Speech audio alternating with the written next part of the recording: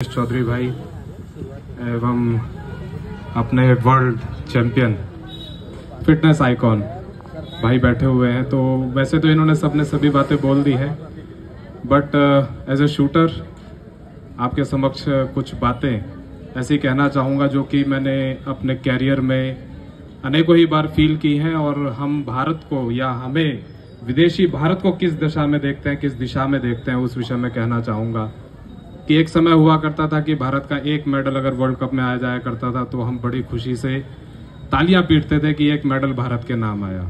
परंतु कुछ पागल खिलाड़ी मेरे जैसे, उन्होंने अनेकों बार भारत का सम्मान विदेशी धरती पर भारत का ध्वज फहराते हुए हमें गर्व से सीना चौड़ा करके कहने का एक सुअवसर प्रदान किया कि भारत के इस खिलाड़ी ने भारत के लिए ओलंपिक जैसे खेलों में एक मेडल प्राप्त किया।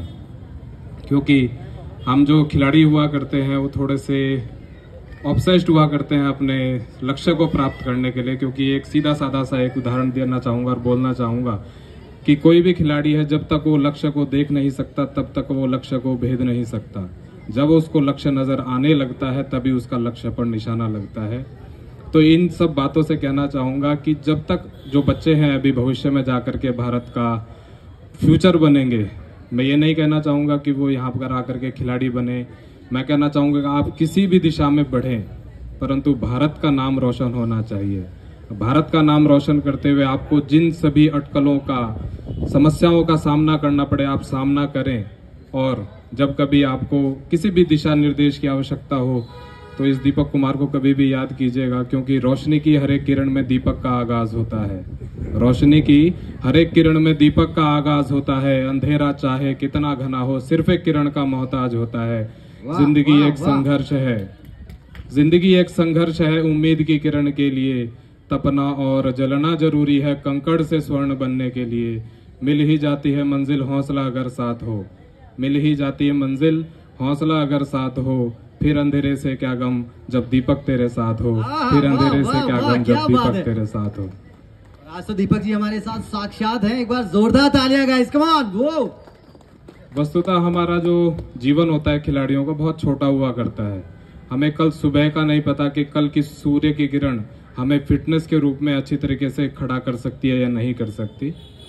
और हर हार के बाद में हम दोबारा से सूरज की आंखों में आंखें मिलाकर के कहते हैं कि मैं कल जीत करके दिखाऊंगा। तो उसी संदर्भ में कहना चाहूंगा कि एक हुक सी दिल में उठती है, एक दर्द सा दिल में होता है। एक खिलाड़ी की भावना बता रहा हूं। एक हुक सी दिल में उठती है, एक दर्द सा दिल में होता है। हम रातों को उठकर रोते हैं जब सारा आलम सोता है। हम रातों को उठकर रोते हैं जब सारा आलम सोता है। और सर वो जो रोना है वो शायद खुशी के आंसू बन जाते हैं जब आप इंडिया के लिए मेडल ले आते हैं। एक बार जोरदार तालियां फॉर आवर लवली। जी सर प्लीज कंटिन्यू। देखिए मेडल लेकर के आ पाना एक छोटा सा प्रयास होता है। अभी दिग्विजय भाई ने यहाँ पर एक अच्छी सी व्यवस्था आपके समाज के अंदर प्रस्तुत करके दी है।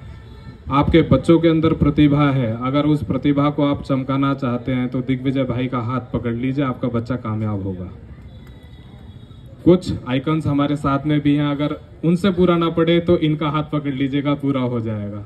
कुछ जो थोड़ा बहुत बचे, मेरी कालवार रोड पे शूटिंग रेंज है, आप वहां पर भी आकर के अपने बच्चों को लेकर के आइए कि आपके बच्चे का जो भविष्य है वो भी कामयाब हो जाएगा।